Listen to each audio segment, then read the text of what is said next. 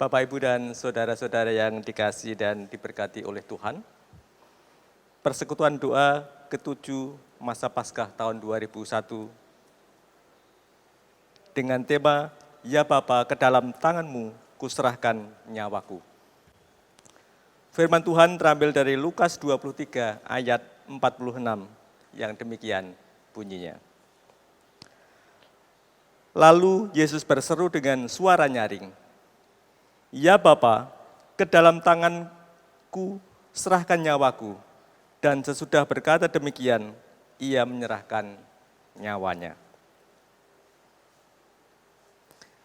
Ada 2 kali Tuhan Yesus berseru dengan suara nyaring sebelum dia mati di kayu salib. Yang pertama, saat dia mengatakan, Eli, Eli, lama sabachthani, atau mengapa engkau meninggalkan aku? Dari Matius 27 ayat 46 dan juga Markus 15 ayat 34. Yang kedua, saat Tuhan Yesus berkata, Ya Bapa, ke dalam tangan-Mu kuserahkan nyawaku. Dari ayat di atas.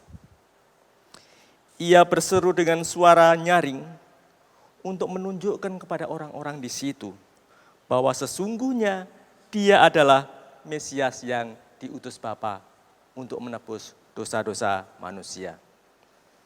Bapak, Ibu, dan saudara-saudara yang diberkati oleh Tuhan, kata menyerahkan dalam ayat, Ya Bapa, ke dalam tangan-Mu kuserahkan nyawamu,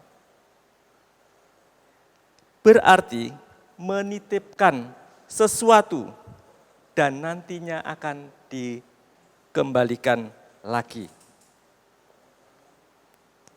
Seperti saat kita menyerahkan barang, saat kita pergi ke supermarket untuk berbelanja sesuatu, kita menitipkan barang kepada petugas itu dan saat kita balik, maka kita akan mengambil barang itu. Juga seperti saat kita menitipkan uang atau kita menabung di bank. Dan kita akan mengambil pada suatu saat nanti. Sama dengan halnya Yesus. Yesus menyerahkan nyawanya kepada Tuhan. Artinya dia menitipkan nyawanya kepada Tuhan. Dan suatu saat lagi Yesus akan mengambil kembali. Kalau kita perhatikan dalam ayat Yohanes 10 ayat 18 dikatakan, Tak seorang pun mengambilnya daripadaku, melainkan aku memberikannya menurut kehendakku sendiri. Ternyata Yesus memberikan nyawanya sendiri dengan sukarela demi untuk menebus dosa-dosa manusia. Dan menyerahkan dalam ungkapan di sini hanya dimiliki oleh Tuhan Yesus saja. Dan manusia ketika nyawanya dipanggil Tuhan, dia tidak bisa mengambil kembali. Tapi di dalam Tuhan Yesus kita melihat bahwa 3 hari kemudian setelah dia wafat, dia bangkit dan dia bisa mengalahkan maut. Salah satu alasan kenapa Tuhan Yesus saat itu disalib tidak lain dan tidak bukan bahwa karena begitu besar kasihnya kepada kita manusia yang berdosa, sehingga setiap orang yang percaya kepadanya boleh beroleh kehidupan yang kekal. Bapak, Ibu, dan saudara-saudara yang diberkati oleh Tuhan, ternyata dosa itu sesuatu masalah yang sangat besar, di mana manusia tidak bisa menyelamatkan dirinya sendiri. Kalau kita melihat salah satu dari sifat yang dimiliki oleh Allah, bahwa Allah itu kudus. Dia tidak suka dengan dosa. Dia begitu jijik ketika melihat dosa. Saya bisa memberikan ilustrasi. Saat kita makan soto, kemudian di mangkok, kemudian ada kotoran cicak misalkan jatuh ke soto itu. Tentu kita juga merasa jijik.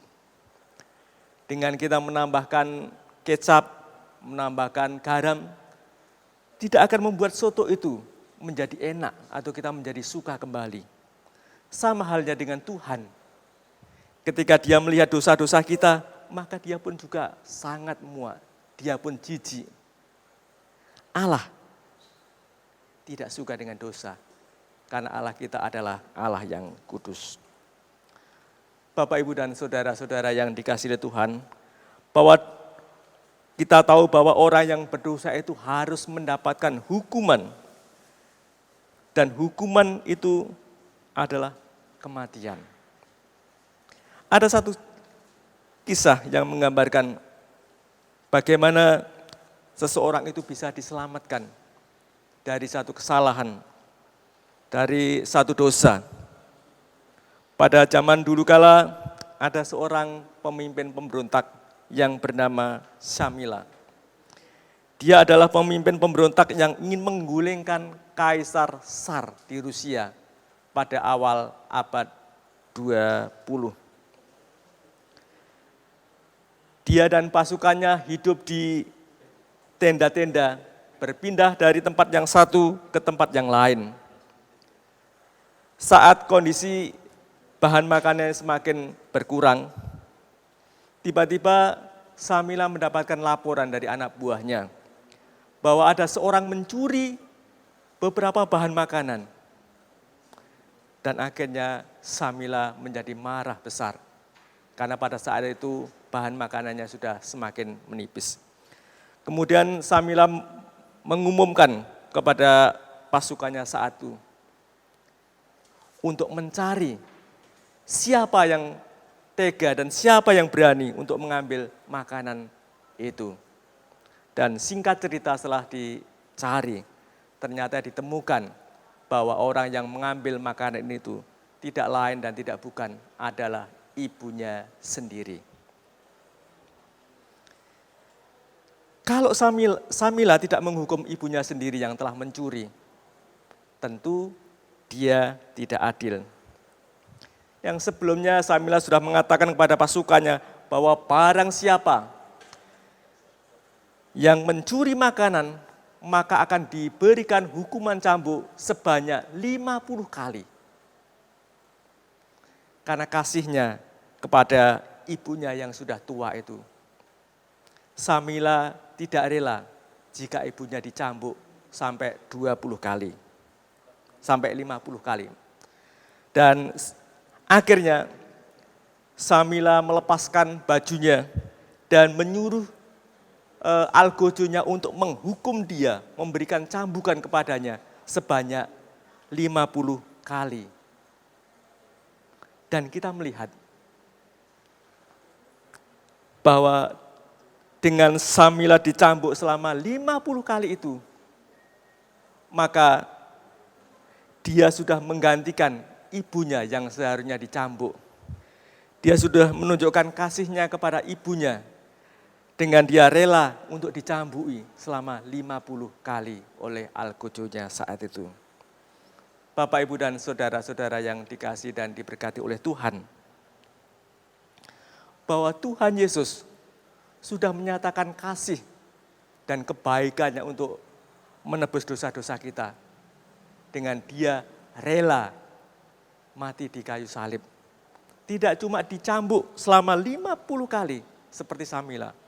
Tapi dia mati, bahkan sebelum mati dia harus mengalami aniaya yang luar biasa beratnya. Tapi Tuhan Yesus dengan rela, dengan setia melakukan itu semua. Dalam menunjukkan kasihnya itu, Tuhan Yesus mau mati di kayu salib. Dan sebelum dia mati, dia mengatakan, "Ya Bapa, ke dalam tangan-Mu kuserahkan nyawaku." Tuhan Yesus mengorbankan nyawanya untuk menebus dosa-dosa kita. Karena kasihnya yang begitu besar, maka dia rela mati untuk menggantikan dosa-dosa kita. Pertanyaannya sekarang, kalau Tuhan Yesus sudah mau mati bagi kita, memberikan nyawanya, memberikan yang terbaik hidupnya untuk kita, apakah kita sudah menerima kasih Tuhan yang begitu besar dalam kehidupan kita? Apakah kita sungguh-sungguh menerima kasih Tuhan dalam hidup kita? Kemudian pertanyaan yang kedua, apakah kita juga mau berkorban seperti Tuhan Yesus yang menyatakan kasih dan cintanya kepada sesama, kepada manusia.